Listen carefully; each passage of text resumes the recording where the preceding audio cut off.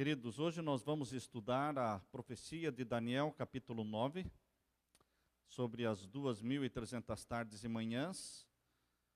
As 2.300 tardes e manhãs são mencionadas em Daniel, capítulo 8 e o verso 14. Porém, ela é explicada em Daniel, capítulo 9, versos 21 até o verso 27.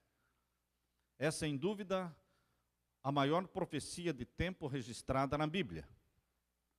Já se haviam passado 11 anos desde que Daniel tivera a visão do capítulo 8. Fora-lhe declarado, em Daniel 8, 26, nós lemos: Tu, porém, cerra a visão, porque só daqui a muitos dias se cumprirá.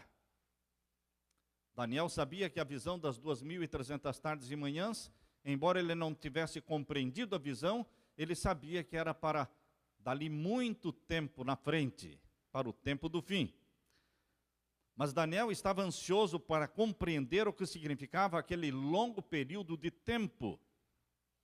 O cativeiro babilônico de 70 anos chegava ao fim e o profeta Daniel desejava profundamente saber como e quando o povo de Deus seria liberto e retornaria para Jerusalém. Desde a sua última visão, em Daniel 8,14, transcorreram-se muitas modificações. Babilônia já não existia mais como império mundial. A Medo-Pérsia agora era o poder reinante. Dirigida por Dario, o Medo reinava em Babilônia. O que viria em seguida? O que vai acontecer com o meu povo, pensava Daniel? O que será de Jerusalém, que está destruída, o templo? Estas eram as indagações de Daniel. E é assim que nós vamos começar lendo Daniel capítulo 9, verso 1 em diante. Capítulo 9, versos 1 em diante. No primeiro ano de Dario, este é o ano 538 a.C., Dario, filho de Assuero, da nação dos Medos, qual foi constituído rei sobre o reino dos caldeus, no ano primeiro do seu reinado, eu, Daniel, entendi pelos livros que o número de anos de que falou o Senhor ao profeta Jeremias, em que haviam de acabar as assolações de Jerusalém, era de 70 anos. Levando ainda o fardo pelo bem de Israel, Daniel reviu a profecia dos 70 anos de Jeremias. Esta profecia dos 70 anos está registrada em Jeremias, capítulo 25, versos 11 e 12, e também o capítulo 29 de Jeremias e o verso 10. A constante lembrança de que Jerusalém e o templo estavam totalmente destruídos entristecia o profeta Daniel. Daniel sabia que o período dos 70 anos do cativeiro chegava rapidamente ao fim e ele desejava imensamente saber como e quando o povo seria liberto e Jerusalém seria reconstruída.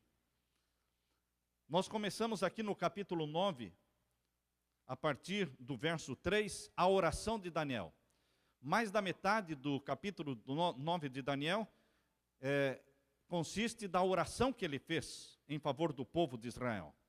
Ele suplicou que Deus perdoasse o povo, que tivesse misericórdia deles e que cumprisse as suas promessas. Daniel assumiu o papel de um intercessor, colocando-se no meio do povo, como se ele fosse também um dos pecadores no meio da multidão. Podem ler a partir do verso 3, nós vamos ler, pulando algumas partes, indo essencialmente para a oração de Daniel.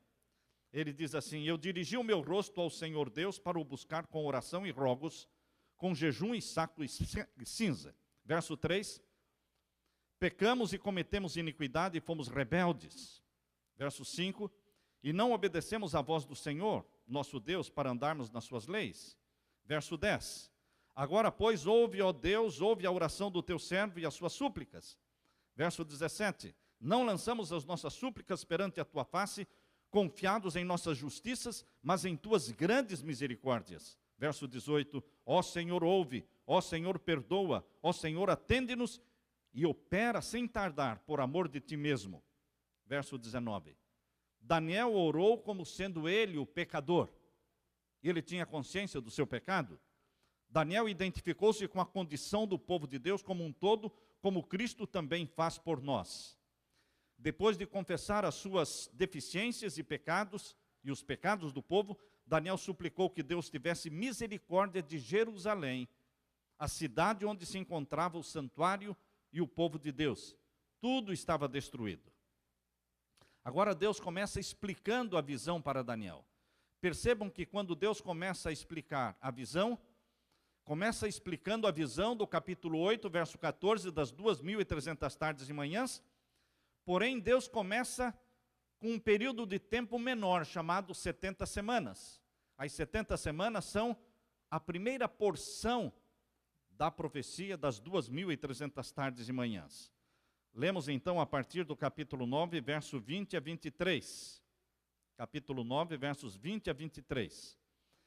Estando eu ainda falando e orando e confessando o meu pecado e o pecado do meu povo Israel, e lançando a minha súplica perante a face do Senhor, meu Deus, pelo monte santo do meu Deus, estando eu, digo, ainda falando na oração, o varão Gabriel, que eu tinha visto na minha visão ao princípio, veio voando rapidamente, e tocou-me a hora do sacrifício da tarde, e me instruiu, e falou comigo, e disse, Daniel, agora saí para fazer-te entender o sentido. No princípio das tuas súplicas, saiu a ordem, e eu vim para te declarar, porque és muito amado. Toma, pois, bem sentido na palavra, e entende a visão. Daniel estava buscando compreender a visão que não compreendera a do capítulo 8. E ela está sendo explicada no capítulo 9. Muitos teólogos não fazem esta ligação da profecia das 2.300 tardes e manhãs de Daniel 8,14, com a explicação que é dada das 70 semanas no capítulo 9. Dizem eles que são profecias diferentes. Queridos, é a mesma profecia. A profecia que não foi entendida começa a ser explicada.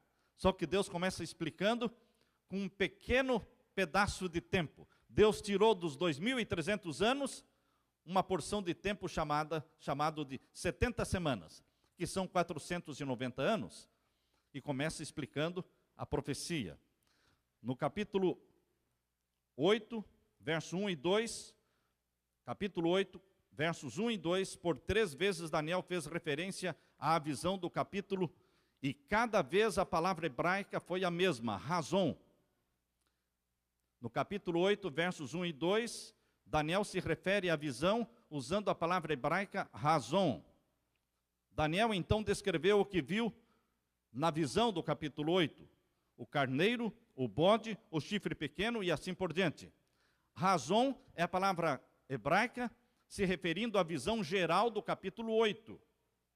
Em contraste, quando Daniel falou especificamente sobre as 2.300 tardes e manhãs, ou seja, os 2.300 anos, Daniel usou uma outra palavra hebraica.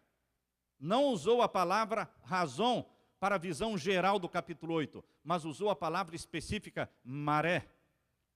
A visão das 2.300 tardes e manhãs foi indicada pela palavra maré. Da tarde, a visão da tarde e da manhã que foi dita é verdadeira. Eu, Daniel, enfraqueci, estive enfermo alguns dias. Então me levantei e tratei dos negócios do rei. Espantava-me com a visão. A palavra visão aqui é maré. E não havia quem a entendesse. Daniel 8, 26. Percebam que a visão geral do capítulo 8, a palavra hebraica é razão. Mas a visão específica das 2.300 tardes e manhãs, em Daniel 8, verso 26, Daniel usa a palavra diferente, maré. Assim, em Daniel capítulo 8, temos duas palavras para a visão. Razão, para a visão geral, e maré, para a visão específica de Daniel 8, 14. Agora surgem novamente estas duas palavras em Daniel capítulo 9, quando Gabriel aparece para Daniel. Diz ali, falava eu ainda na oração, quando o homem Gabriel, que eu tinha observado na minha visão, qual é a palavra que Daniel usa agora no capítulo 9, explicando da visão geral do capítulo 8? Razão. Falava eu ainda na oração, quando o homem Gabriel, que eu tinha observado na minha visão, razão, ao princípio, me tocou, no princípio das tuas súplicas, saiu a ordem, e eu vim para te declarar, porque és muito amado. Considera, pois, a coisa e entende a visão. Considera, pois, a coisa e entende a visão. Quando o anjo falou entende a visão, não estava se referindo à visão geral Que ele tinha entendido sobre a questão do bode e do carneiro, ele entendeu a visão geral, a razão, mas ele não tinha entendido a visão específica das 2.300 tardes e manhãs, maré, essa era a palavra. E agora quando o anjo disse, eu vim para tu declarar, e entende a visão, o anjo usou a palavra maré, a visão específica das 2.300 tardes e manhãs. Por isso, queridos, o próprio anjo está dizendo que a visão que ele passará a explicar para Daniel, no capítulo 9, é a visão, não a geral do capítulo 8, mas a visão específica das 2.300 tardes e manhãs, identificada especificamente pela palavra maré. Daniel ficou tão impressionado com a rápida resposta de Deus à sua oração, ele disse, estando eu ainda falando na oração, que privilégio saber que quando você está orando, Deus vê. Que privilégio sabermos que Deus nos ouve quando oramos, assim como ouviu a Daniel. Gabriel veio para explicar a visão a Daniel das 2.300 tardes e manhãs. Queridos, as 70 semanas foram cortadas dos 2.300 anos. Gabriel começou explicando a visão dos 2.300 anos, usando uma outra profecia de tempo menor, chamada 70 semanas. Abra sua Bíblia agora em Daniel capítulo 9, verso 24. Daniel capítulo 9 e o verso 24. Aqui lemos.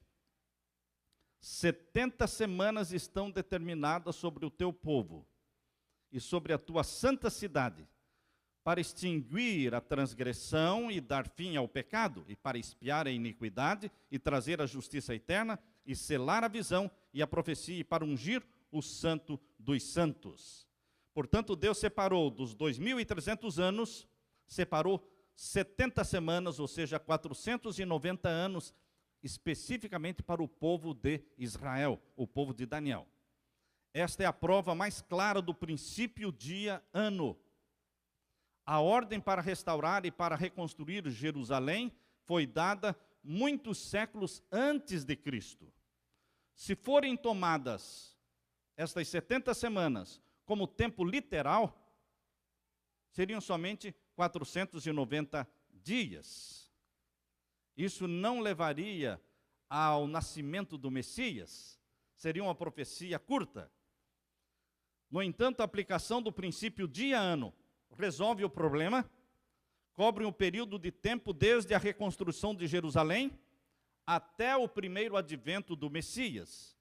Em resumo, Jesus prova a validade do princípio dia-ano nesta profecia.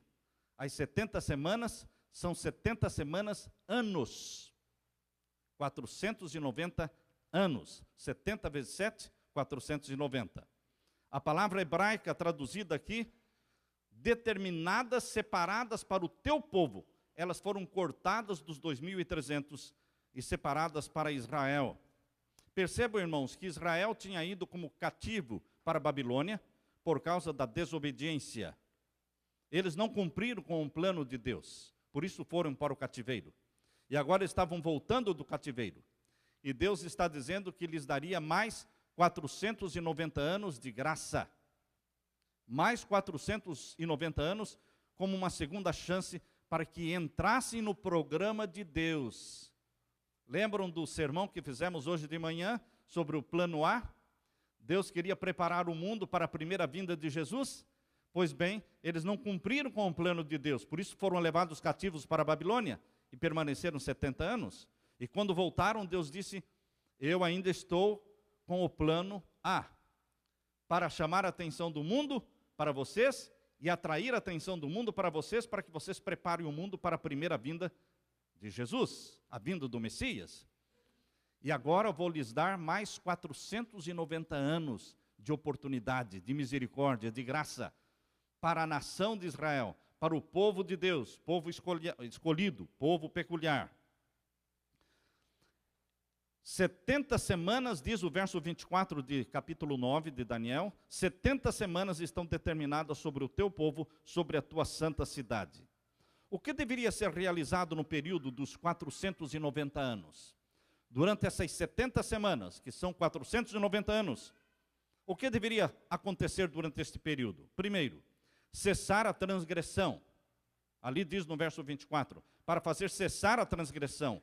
Isto quer dizer o rompimento da relação entre Deus e a humanidade. O pecado deveria eliminar essa separação entre Deus e o homem, através da cruz de nosso Senhor Jesus Cristo. Jesus morrendo na cruz, reataria, reconciliaria o mundo com o Deus. O relacionamento de Deus com a humanidade seria restabelecido através da cruz de nosso Senhor, que ocorreria dentro desses 490 anos. O que mais aconteceria? Daria fim aos pecados. Gabriel aqui anuncia que o Messias cuidaria dos fracassos da humanidade. Ele tomaria sobre si mesmo os pecados dos homens e assim lhes daria um fim. Expiaria a iniquidade. A iniquidade é o pecado de perverter o que é certo. Pelo sacrifício expiatório de Jesus na cruz, Jesus cuidou do pecado em todas as suas formas. Ali diz no verso 24 que durante esses 490 anos, Deus traria justiça eterna. Pela queda, a humanidade se tornou injusta. A vinda do Messias é a vinda da justiça eterna. Jesus é a nossa justiça, nele somos justificados pela fé. No finalzinho do verso 24 diz que esta visão selaria a visão e a profecia. A ideia de selar aqui não tem o significado de encerrar, mas de confirmar ou ratificar o cumprimento das predições relacionadas com a primeira vinda do Messias, no momento especificado pela profecia, garante-nos que os outros aspectos da profecia, em especial os 2.300 anos, serão cumpridos com a mesma precisão. O final do verso 24 também fala que esta profecia terminaria ungindo o Santo dos Santos. Queridos, o Santo dos Santos é o Santíssimo do Santuário Celestial. Ele seria ungido. O Santuário Celestial seria ungido no final desta profecia de 490 anos. Lembram-se vocês que o santuário terrestre, antes de ser usado, ele foi ungido. Ele foi construído, mas antes de ser usado, ele foi ungido, para depois ser usado. Também o santuário celestial, antes de começar a ser usado, ele deveria ser ungido. Jesus Cristo morreu na cruz e subiu ao céu para ungir o Santo dos Santos. O santuário celestial foi ungido na festa do Pentecostes, 50 dias após a ressurreição de Jesus. Foi quando realmente o santuário celestial entrou em vigor. Até então, valeu o santuário da terra. Agora entrou em vigor o santuário celestial. A unção do santuário celestial ocorreu após a ascensão de Jesus ao céu. Por isso diz aqui que no final desta profecia dos 490 anos, ele ungiria o Santo dos Santos. A profecia indica a unção do santuário celestial. A profecia dos 490 anos nos leva a vários acontecimentos, irmãos. Vários acontecimentos. Vamos ver. Podemos colocar, em 457 saiu a ordem para restaurar e para edificar Jerusalém. Capítulo 9, verso 25. Sabe e entende, desde a saída da ordem para restaurar e para edificar Jerusalém, até o Messias, o príncipe, 7 semanas e 62 semanas. 7 semanas e 62 semanas até o Messias. São 69 semanas até o Messias. 7 mais 62. São 69 vezes 7. Isto nos dá 483 anos. Desde o ano 457, quando saiu a ordem para restaurar e edificar Jerusalém, até o Messias, nós teríamos 483 anos. Várias datas foram dadas para esse decreto de reconstrução de Jerusalém. Não foi somente um decreto para reconstruir Jerusalém, mas 3 decretos. Agora observem, o primeiro decreto para a reconstrução de Jerusalém saiu no ano 538 a.C. foi emitido por Ciro, o Grande. O segundo decreto para a reconstrução de Jerusalém saiu no ano 520 a.C., por Dario. E o terceiro decreto para a reconstrução de Jerusalém saiu no ano 457 e foi emitido por Artaxerxes. Vocês podem encontrar isso em Esdras capítulo 7. Podem abrir a Bíblia aí em Esdras capítulo 7. Aliás, vamos ler aqui Esdras capítulo 6. Corrigindo, Esdras capítulo 6 e o verso 14, vocês encontram aqui os 3 decretos. Vamos ler aqui. Esdras 6, verso 14. E os anciãos dos judeus iam edificando e prosperando pela profecia do profeta Ageu e de Zacarias, filho de Ido, e edificaram a casa e aperfeiçoaram conforme ao mandado do Deus de Israel e conforme ao mandado de Ciro e de Dario e de Artaxerxes, rei da Pérsia. Estão vendo? 3 reis emitiram 3 decretos. Primeiro foi Ciro, segundo, Dario, terceiro, Artaxerxes. Jerusalém foi reconstruída mediante 3 decretos. Agora, qual desses 3 decretos nós pegaríamos para ser o início dos 2.300 anos? Para ser o início das 70 semanas, dos 490 anos? Qual destes decretos? Pois bem, queridos, nós temos o primeiro decreto em 538. Se você pegar esta data e tirar dali 483, você não chega até Jesus. A data correta é aquela que levaria até o Messias. O Messias viveu no tempo de Pilatos. Pilatos governou, o governador romano na Palestina, do ano 26 ao ano 36. Qual é o ano em que Pilatos governou? Do ano 26 ao ano 36. Quando Jesus foi batizado e quando Jesus morreu na cruz, o governador romano na Palestina era Pilatos. Então, queridos, desses 3 decretos para a reconstrução de Jerusalém, o primeiro foi em 538, o segundo foi em 520 e o terceiro foi em 457. Nós temos que escolher um que chega até Pilatos, o tempo em que Jesus morreu. Se você pegar os 2 primeiros e tirar 483 anos, que são as 69 semanas, até o Messias, você não chega até Jesus e não chega até Pilatos. Então, os 2 primeiros decretos não são os decretos indicados pelo Espírito Santo para iniciar a profecia. Forçosamente, nós temos que escolher o terceiro decreto, 457. E então, se você diminuir 457 de 483, você vai ter que número? 26. 26.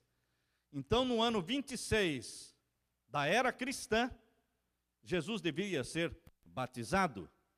Por quê? A Bíblia diz que ele foi ungido no batismo. 69 semanas até o Messias. Messias é a palavra hebraica. Cristo é a palavra grega. E ungido é a palavra em português.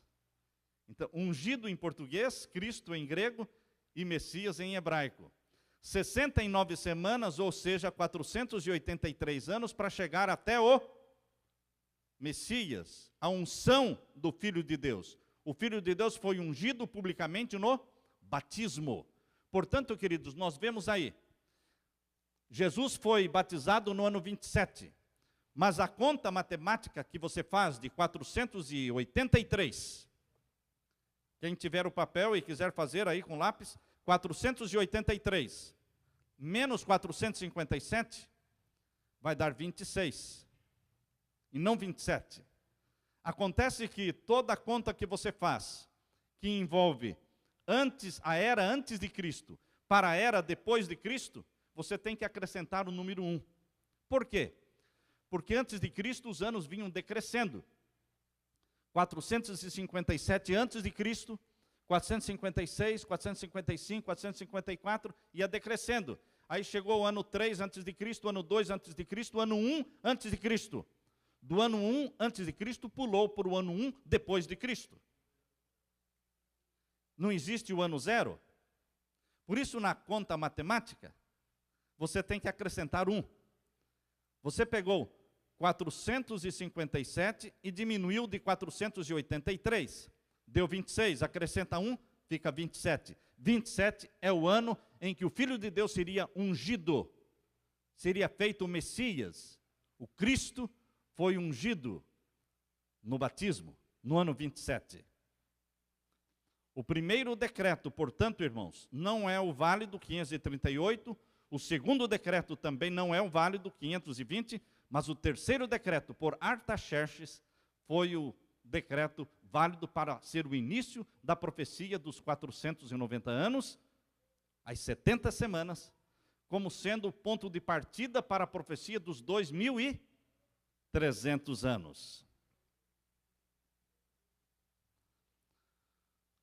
Aqui diz, em Esdras capítulo 7, versos 7 e 8. Esdras capítulo 7, versos 7 e 8. Nós lemos: Também subiram a Jerusalém alguns dos filhos de Israel e dos sacerdotes e dos levitas, e dos cantores e dos porteiros e dos netinins, no ano 7º do rei Artaxerxes. E no mês 5º veio ele a Jerusalém, e era o 7º ano deste rei. O 7º ano de Artaxerxes caiu no ano 457 antes de Cristo. Lembrem-se, Artaxerxes era filho de Ester, com Assuero. Artaxerxes era filho de Ester, a rainha Ester, com Assuero. Ele era rei da Pérsia, mas ele tinha sangue judeu correndo nas suas veias. Veja, queridos, foi ele quem completou a construção e reedificação de Jerusalém e do templo, financiando com ouro, com dinheiro, com tudo o que precisava. E por que todo esse favor? Porque ele adorava o Deus de Israel. A mãe dele era judia.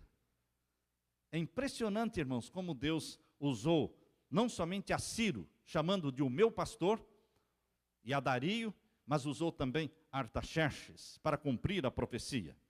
Vamos agora ler de novo Daniel capítulo 9, verso 25. Leia comigo, Daniel capítulo 9, verso 25. Sabe e entende, desde a saída da ordem para restaurar e para edificar Jerusalém, qual é essa data? 457. Até o Messias, ou seja, até o batismo de Jesus, 7 semanas e 62 semanas, ou seja, 69 semanas vezes 7 dão 483 anos. As ruas e as tranqueiras de Jerusalém seriam reedificadas, mas em tempos angustiosos. Aí temos então o gráfico, 457, começando então a reconstrução de Jerusalém, foi concluída em 408, a reconstrução de Jerusalém, e então no ano 27, o batismo de Jesus. Agora vamos estudar a profecia com relação à última semana. A última semana, queridos, a última semana é a semana do Messias, é a semana do ministério do Messias na terra. Esta data do ano 27 para o batismo de Jesus é uma data comprovada historicamente. Nós encontramos em Mateus capítulo 3, verso 16 a 17. Mateus capítulo 3, versos 16 a 17 diz: E sendo Jesus batizado, saiu logo da água. Eis que se lhe abriram os céus. E eis que se lhe abriram os céus, e viu o Espírito de Deus descendo como pomba e vindo sobre ele. E eis que uma voz dos céus dizia: Este é o meu Filho amado, em quem me comprazo. Agora vejam como a profecia se cumpriu historicamente. Em Lucas capítulo 3, abra sua Bíblia. Em Lucas capítulo 3, verso 1 e 3. Vamos ler Lucas capítulo 3, versos 1 e 3. Lucas capítulo 3 fala do tempo em que João Batista começou a batizar. e o tempo em que Jesus foi batizado para ele.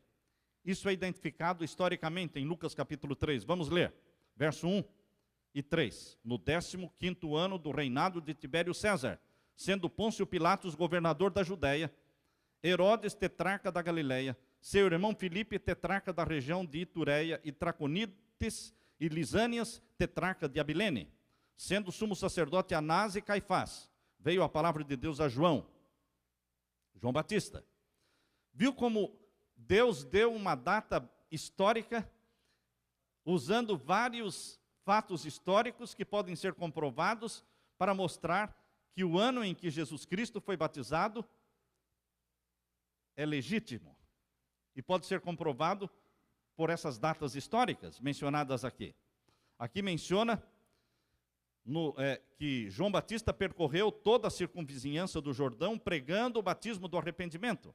E aconteceu que ao ser o povo batizado também o foi Jesus, e o Espírito Santo desceu sobre ele.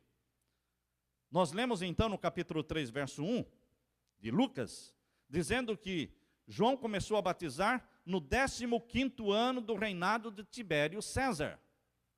Mesmo quem não tem Bíblia, mesmo quem não conhece a palavra de Deus, se for ler sobre o Império Romano e os imperadores de Roma, vão descobrir que Tibério César foi um deles.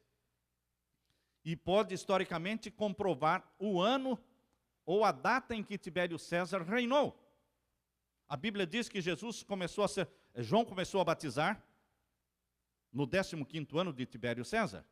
Basta saber então qual foi o 15º ano de Tibério César. Queridos, Tibério reinou do ano 12 ao ano 37. Tibério reinou do ano 12 ao ano 37. E de acordo com os registros históricos, o 15º ano do reinado de Tibério César incidiu no outono do ano 27 depois de Cristo. Nesse ano Jesus foi batizado. Se ele começou a reinar no ano 12, o 15º ano do reinado dele cai no ano 27. Depois de Jesus ser batizado, disse: o tempo está cumprido. Marcos capítulo 1, verso 15. Por que Jesus disse ao ser batizado: o tempo está cumprido? Que tempo? O tempo da profecia, das 69 semanas, mostrando que no final das 69 semanas ele deveria ser batizado, ser ungido publicamente. Restava agora para o Messias uma semana a mais, das 70, a última das 70, a última semana de 7 anos. Queridos, vamos ler agora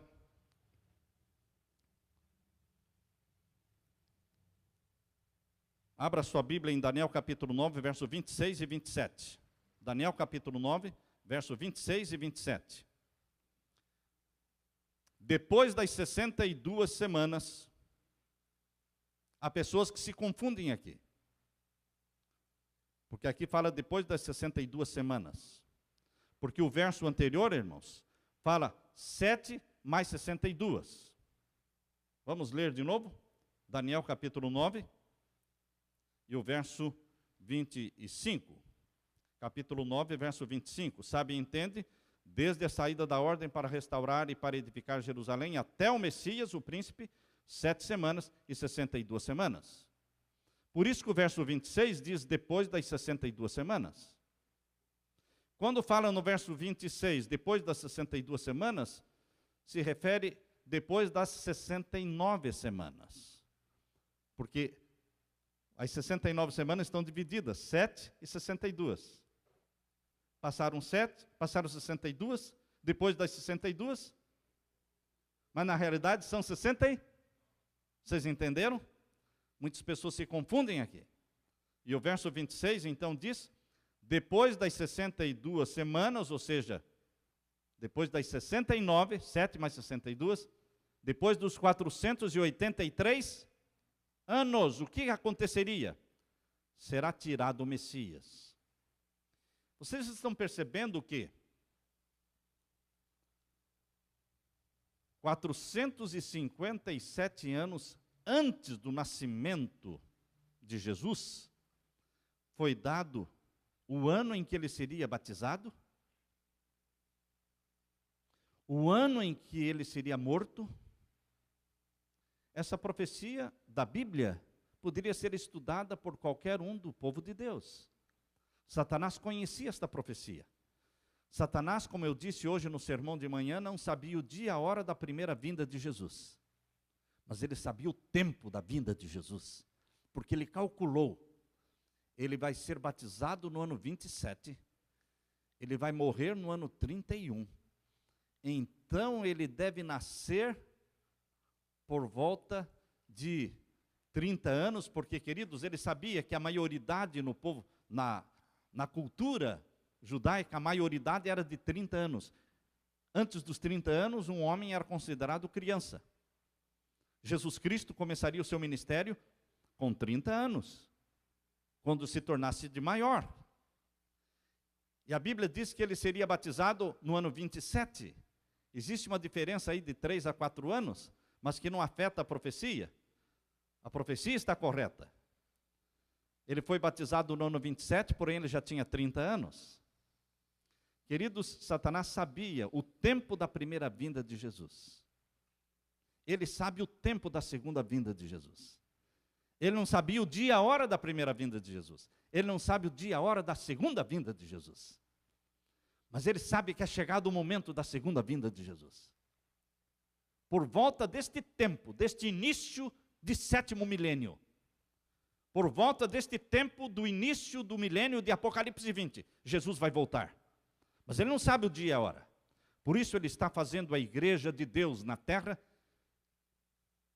ficar morna, indiferente, compromissada com o mundo, envolvida com as coisas materiais, afastada de Deus.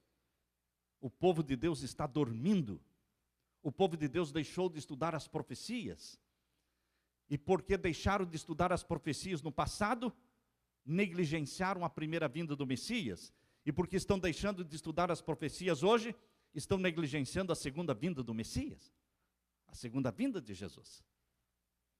Vamos continuar lendo então o capítulo 9, verso 26. Depois das 62 semanas, isto é, depois das 69 semanas, 7 mais 62, 69, será tirado o Messias. A profecia indica que a morte de Jesus, e não será mais. E o povo do príncipe que há de vir, ou seja, o exército romano, o povo do príncipe que há de vir. Quem reinava na terra naquele tempo? Roma. O povo do príncipe de Roma, que há de vir, destruirá o quê? A cidade e o santuário. Vocês querem uma profecia mais específica do que esta? Jesus morreu, foi batizado no ano 27, morreu no ano 31, e depois da morte do Messias, que ele fosse tirado, viria o príncipe do exército romano para destruir o quê? A cidade e o santuário. Quando é que Jerusalém foi destruída? No ano 70. 39 anos depois da morte de Jesus, Jerusalém foi destruída e o templo foi destruído. Cumprindo a profecia. Exatamente como está escrito aqui. Depois das 62 semanas, será tirado o Messias, e não será mais, e o povo do príncipe que há de vir destruirá a cidade e o santuário, e o seu fim será como uma inundação. Até o fim haverá guerra. A profecia das 70 semanas, nós estamos estudando agora a última das 70 semanas. Está dizendo que naquela região, ali, haveria guerra até o fim do tempo. Existiu no passado algum tempo, ou existe algum tempo, agora no presente, em que não há guerra naquela região? Haverá guerra até o fim do tempo. E ainda haverá muita guerra ali. Muita guerra. Isso está na profecia. E aqui diz, e o seu fim será com uma inundação. E até o fim haverá guerra. Estão determinadas assolações. E ele, o Messias, firmará um concerto com muitos por uma semana. A última das 70 semanas é o concerto que o Messias firmou com muitos. Por que muitos? os que creem nele. Os que creem nele. 3 anos e meio de ministério e ele morreu. Mais 3 anos e meio, acabaram as 70 semanas. Estão percebendo? 3 anos e meio de ministério, do ano 27 ao ano 31, foi a metade da última semana. Depois mais 3 anos e meio, chegamos no ano 34. Quando acabaram as 70 semanas, acabou o tempo de graça e de misericórdia para o povo de Israel como nação escolhida. Do ano 34 para frente, Israel deixou de ser o povo escolhido de Deus.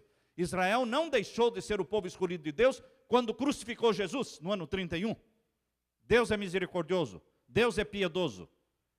Mesmo eles matando Jesus na cruz, eles não deixaram de ser o povo escolhido de Deus. Deus ainda tolerou-os como povo escolhido por mais 3 anos e meio, até o ano 34, quando finalmente Estevão, o primeiro mártir cristão, foi morto. E no ano 34, quando Estevão, o primeiro mártir, foi morto, houve também a conversão do apóstolo dos gentios. Saulo foi convertido em Paulo, o apóstolo dos gentios. E do ano 34 para frente, o evangelho começou a ser pregado para os gentios. Até o ano 34, o evangelho foi pregado somente para os judeus. Eles deveriam começar a pregar o evangelho com os judeus. Por isso Jesus disse lá em Atos capítulo 1, 8. Atos capítulo 1, 8. E recebereis a virtude do Espírito Santo e sereis minhas testemunhas. Primeiro, em Jerusalém, na Judeia, Samaria, começando com o povo judeu. E depois até os confins da terra, do ano 34 em diante. No ano 34 começou o tempo dos gentios. Nós estamos vivendo ainda hoje no tempo dos gentios. A profecia diz claramente que o Messias morreria, faria cessar o sacrifício na metade da última semana. A última semana foi do ano 27 ao ano 34. Cristo morreria na metade da última semana, o ano 31. A profecia precisa ser confirmada pela história. E o registro histórico confirma que Pilatos de fato exercia, no ano 31, o cargo de procurador romano da Judéia.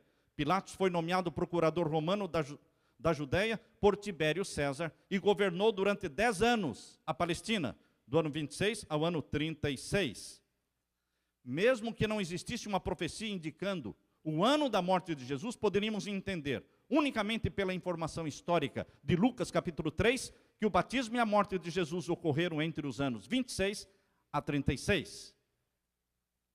Mesmo sem estudar a profecia das 70 semanas, mesmo sem entender nada de profecia, é possível, somente através de Lucas capítulo 3, saber que Jesus morreu entre o ano 26 e o ano 36, porque este foi o período que Pilatos foi o governador romano na Palestina. Tem que ser nesse período. Mas a profecia confirma o ano exato que ele foi batizado, o ano exato em que ele morreu. Em 1656, ocorreu uma disputa na Polônia entre alguns eruditos judeus e alguns católicos a respeito das 70 semanas de Daniel capítulo 9. Os rabinos foram tão fortemente pressionados pelo argumento que provava que Jesus era o Messias, o tempo do seu sofrimento e o fim das 70 semanas, que os judeus interromperam a discussão e saíram do salão.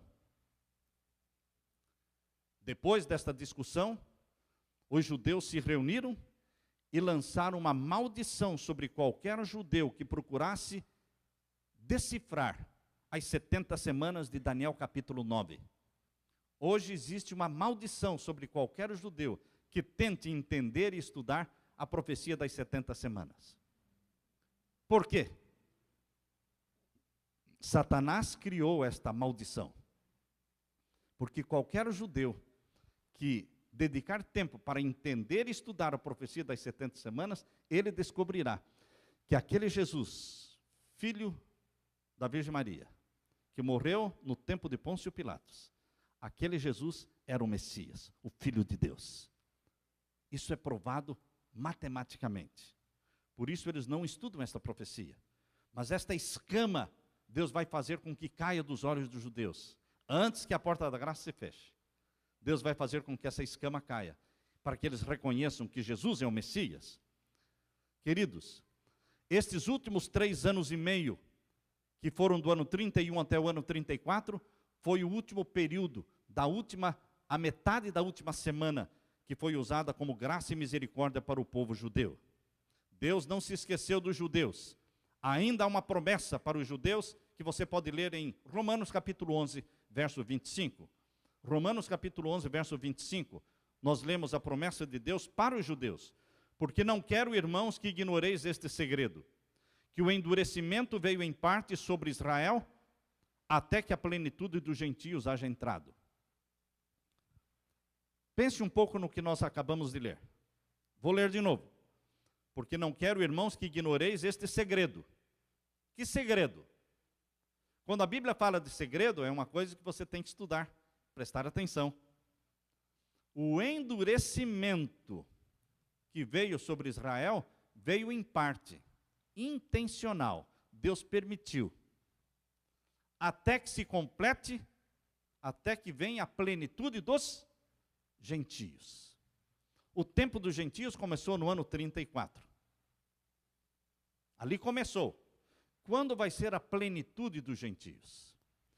Se o início da pregação do evangelho para os gentios foi o ano 34, a plenitude dos gentios será a conversão da grande multidão. Quando houver a conversão da grande multidão, que são como a areia do mar. Irmãos, ali se completa a plenitude dos gentios. Então o que resta, antes de Deus fechar a porta da graça, é Deus fazer cair as escamas dos olhos dos judeus, para que enxerguem Jesus como Messias. Antes da porta da graça se fechar. Porém, depois que se completar a plenitude dos gentios, que é a conversão da grande multidão da hora 1/10, então virá o tempo em que os gentios convertidos, e agora os judeus sendo perseguidos também por causa do decreto dominical, eles guardando o sábado, sendo perseguidos por causa do sábado, através da lei dominical, eles também reconhecerão Jesus como Messias. Esse vai ser um tempo de sofrimento para os judeus. Após a plenitude dos gentios. Agora vamos estudar. Abra sua Bíblia em Daniel capítulo 8, verso 14.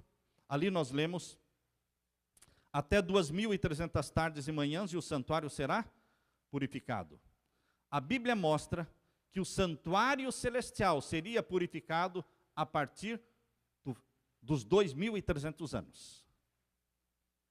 Para entendermos o que é a purificação do santuário do céu, nós temos que entender o que é a purificação do santuário da terra.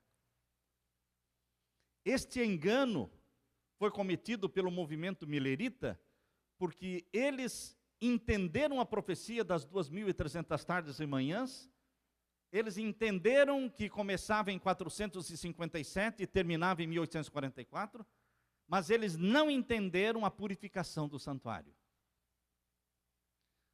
A purificação do santuário da terra acontecia no dia 10 do 7º mês, chamado de dia da expiação. O único dia em que o sumo sacerdote entrava no lugar santíssimo do santuário da terra, para fazer purificação do santuário, purificação de todos os pecados ali acumulados durante o ano todo, porque todos os dias os pecados estavam sendo confessados, e todos os dias os pecados iam sendo transferidos do pecador para o cordeiro, do cordeiro para o sacerdote, do sacerdote para dentro do Santíssimo. Iam sendo acumulados os pecados durante o ano todo. Porém, Deus marcava um dia para ser feita a purificação do santuário. E essa purificação feita era lá no Santíssimo. O sumo sacerdote pegava 2 bodes, um representando Jesus e outro bode representando Satanás. O bode representando Jesus era morto. E com o sangue deste bode representando Jesus, ele entrava no lugar santíssimo e fazia a purificação do santuário. O outro bode, que representava Satanás, não era morto. Não era derramado o seu sangue. Não era feita nenhuma purificação do santuário com o bode representando Satanás. Mas depois de terminada a purificação do santuário, quando o sumo sacerdote saía do Santíssimo, depositava sobre a cabeça do bode, que representava Satanás, os pecados que foram retirados do santuário. E agora aquele bode representando Satanás era levado para o deserto, deixado para morrer no deserto. Representando que Satanás tomará sobre si os pecados de todos aqueles que ele fez pecar. Todos os pecados que cometemos têm participação minha e tem participação de Satanás. Quando eu me arrependo e peço perdão a Jesus, ele perdoa a minha parte. Mas ele não perdoa a parte que Satanás teve.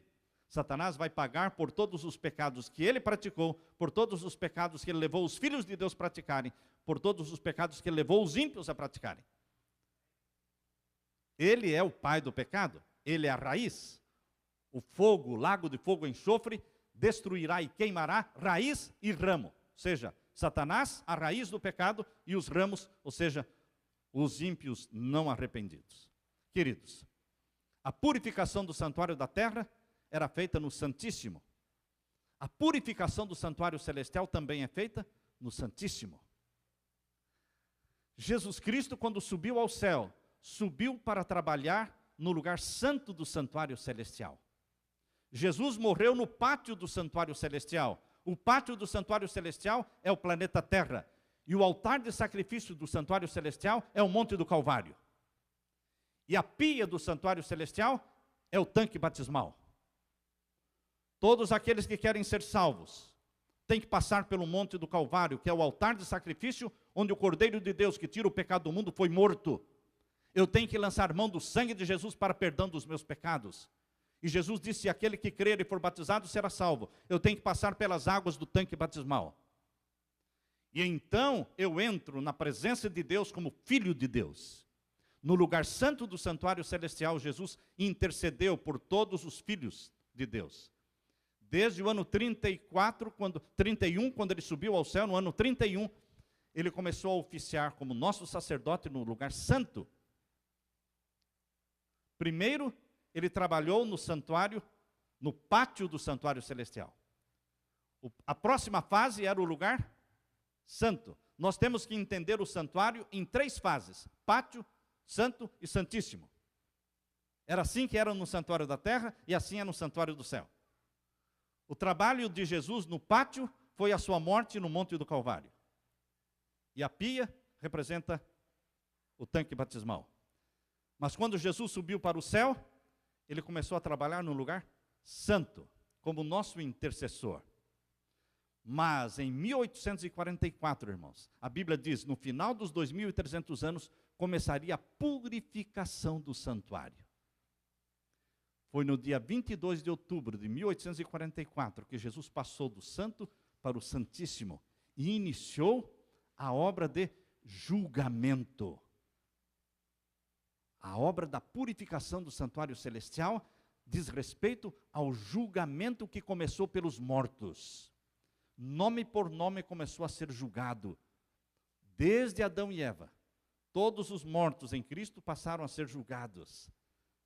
Mas o juízo dos mortos, que começou em 1844, logo vai passar para os vivos. Chegará o juízo dos vivos. E quando chegar o juízo dos vivos, os vivos serão julgados e selados. Por que Deus começou o juízo pelos mortos? Porque os mortos já estão selados ao morrerem. O seu caráter não pode ser mudado depois da morte. Ninguém pode se batizar no seu lugar depois que você morreu. Ninguém pode aceitar Jesus por você depois que você morreu. Ninguém pode se arrepender dos seus pecados depois que você morreu. Ninguém pode fazer nada por você depois da sua morte. Ou seja, quando você morre, o seu caráter está selado.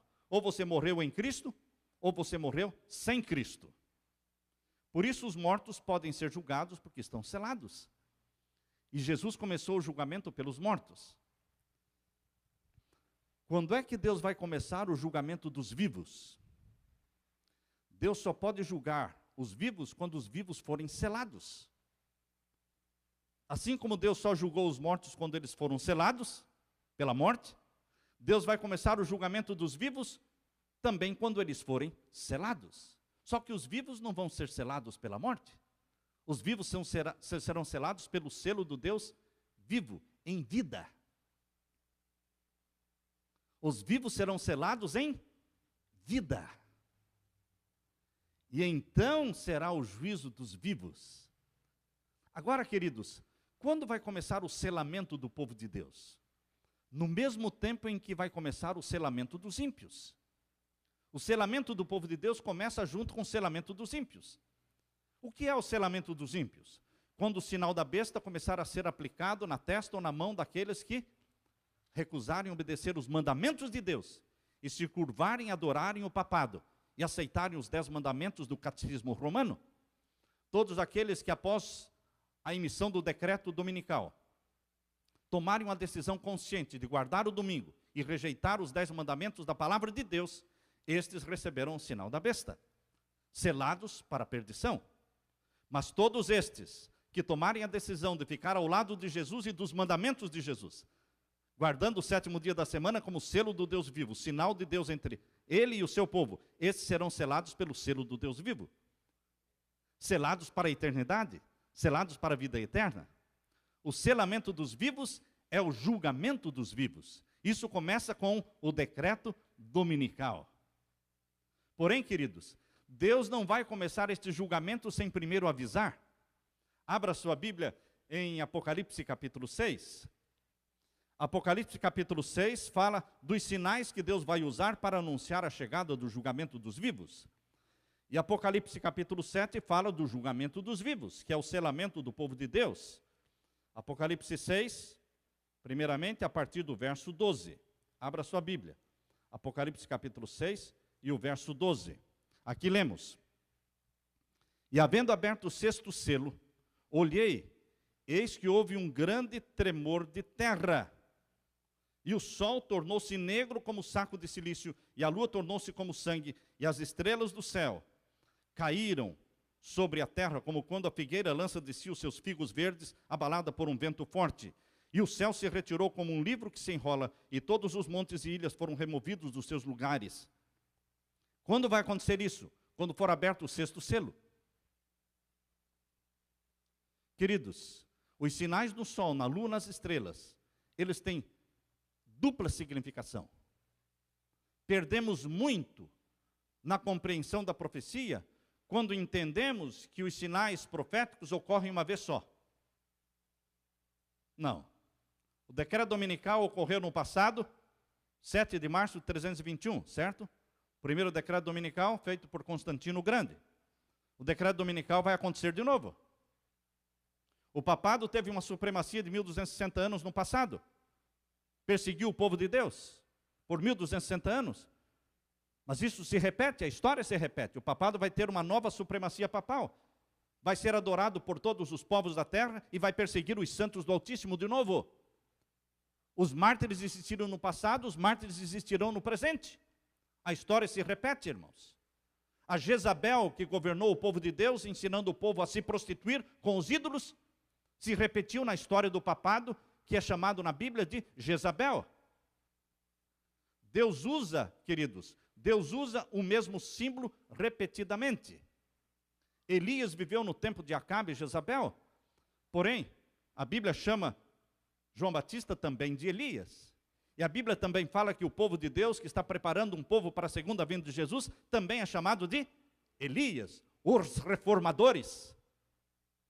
Portanto, as profecias da Bíblia, elas se repetem 1, 2 vezes, 3 vezes. Podemos fazer aplicações. Por isso que Ellen White fala que a abominação da desolação, que aconteceu no tempo em que Jerusalém foi cercada pelo exército romano, Mateus capítulo 24, verso 15, diz que a abominação da desolação foi o cerco de Jerusalém pelo exército romano. Mas no livro Grande Conflito, página 25 e 26, 24, 25 e 26, Ellen White fala que esta profecia tem dupla significação. Vai se cumprir no tempo do fim, quando o povo de Deus novamente for cercado por Roma. A abominação da desolação ocorreu no cerco de Jerusalém e ocorrerá de novo quando Roma voltar a cercar o povo de Deus no tempo do fim, através do seu estandarte idolátrico romano. Qual é o estandarte idolátrico romano do papado agora no tempo do fim? O decreto dominical. Queridos, assim também, os sinais que anunciaram a chegada do juízo dos mortos Esses sinais vão se repetir, anunciando a chegada do juízo dos vivos. Em 1755, o terremoto de Lisboa, 1780, o escurecimento do sol, 1833, queda das estrelas, e todos pensavam que eram sinais anunciando a chegada de Jesus. Mas Jesus não voltou, então não era a chegada de Jesus, mas era o início do juízo em 1844, juízo dos mortos. E Deus não começou o juízo dos mortos sem primeiro avisar. Agora, queridos, Deus vai começar o juízo dos vivos. Será que Ele vai avisar? Se Ele avisou os mortos, irmãos, teve alguma vantagem em avisar a chegada do juízo dos mortos? Os mortos ficaram sabendo? Os mortos se arrependeram? Não, irmãos, nada. Mas Deus avisou, Deus não começou o juízo dos mortos sem primeiro avisar. Será que faz sentido Deus avisar a chegada do juízo dos vivos? Será que vai dar algum resultado Deus anunciar a chegada do juízo dos vivos? Isso vai dar muito resultado, queridos. Porque quando o mundo for sacudido por um grande tremor de terra, Apocalipse 6, verso 12, Jesus abre o sexto selo, e há um grande tremor de terra. O mundo vai pensar, o que é isso? Nunca houve um tremor de terra como este. O que está acontecendo? Nós vamos dizer, é a chegada do juízo dos vivos. Vai começar o selamento do povo de Deus. Vai sair o decreto dominical. E o povo de Deus vai ser selado pelo selo do Deus vivo. E então o sol vai se escurecer. E as estrelas vão começar a cair. Ilhas e montes começarão a desaparecer, se mover dos seus lugares. E o povo apavorado estará perguntando o que é isso. E o povo de Deus terá uma resposta. É a chegada do dia do juízo dos vivos. Agarre-se a Jesus como seu salvador pessoal e seja obediente a Ele e receba o selo do Deus vivo. Sabem, queridos, neste tempo haverá uma conversão como nunca houve. Uma multidão como chamada na Bíblia a grande multidão, os conversos da hora undécima. E então a porta da graça vai se fechar, porque o povo de Deus estará selado pelo selo do Deus vivo. Queridos, nós estamos nos aproximando do tempo do juízo dos vivos. Desde 1844, o juízo dos mortos já começou. Quando será o juízo dos vivos? Tão logo saia o decreto dominical. Isso não vai ser no anonimato, em segredo. Deus vai anunciar, pelo grande tremor de terra e escurecimento do sol, de novo, queda das estrelas, de novo. E quem vai ser selado? Primeiro, os 144 mil. No contexto do sexto selo, está o capítulo 7 de Apocalipse. Lembre-se que o capítulo 7 de Apocalipse pertence ao sexto selo. O sexto selo começa no capítulo 6, verso 12, e vai até o final do capítulo 7. E o capítulo 7 mostra dois grupos sendo selados pelo selo do Deus vivo. Primeiro, os 144 mil. E então, no capítulo 7, verso 9, a grande multidão que ninguém podia contar. E então, quando o ancião pergunta para João, quem são estes? João disse, eu não sei. Abra sua Bíblia em Apocalipse capítulo 7 e vamos ler. Apocalipse capítulo 7 e o verso 13. Capítulo 7 de Apocalipse, verso 13. E um dos anciãos me falou dizendo, estes que estão vestidos de vestidos brancos, quem são e de onde vieram? Quando você ouve esta pergunta, quem são estes vestidos de vestidos brancos? Lembre-se que são dois grupos. As primícias, os 144 mil, e a grande seara, a multidão que ninguém podia contar. Os dois foram selados pelo selo do Deus vivo. As primícias e a seara. A pergunta é, estes são os que estão vestidos de branco, quem são e de onde vieram? Veja o verso 14. E eu disse-lhe, Senhor, tu sabes. E ele me disse, estes são os que vieram da grande tribulação e lavaram seus vestidos e os branquearam no sangue do Cordeiro. A grande tribulação está por vir. A grande tribulação não está no passado, ela está no futuro. Começará a grande tribulação com o decreto dominical. E então os selados pelo selo do Deus vivo são vistos por João como vestidos de vestiduras brancas. Estes são os que vieram da grande tribulação, lavaram suas vestiduras no sangue do Cordeiro. Estão salvos em Jesus. Amém, irmãos? Você está sendo convidado para fazer parte deste povo vestido de branco, vestido com a justiça de Jesus Cristo. Você e eu estamos sendo convidados, intimados por Deus, para fazermos parte dos 144 mil, ou da grande multidão, mas Deus quer homens e mulheres sinceros, comprometidos com o reino de nosso Senhor Jesus Cristo.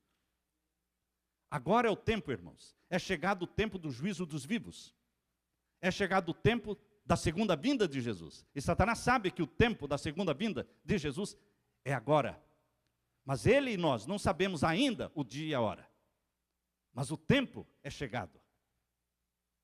Em nome de Jesus, coloquemo-nos ao lado de Jesus e dos seus mandamentos, e proclamemos esta mensagem ao mundo: venha logo, Senhor Jesus, venha logo. Amém? Que a graça de Jesus esteja com você. Amém, Senhor?